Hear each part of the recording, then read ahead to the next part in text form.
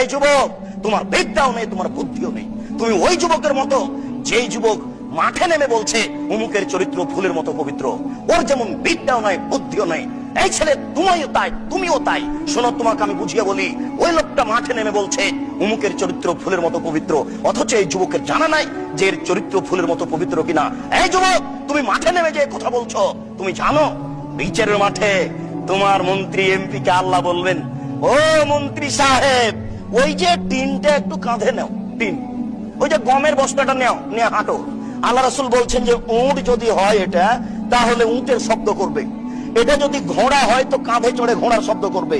এটা যদি ছাগল হয় তাহলে কাঁধে চড়ে ছাগলের শব্দ করবে।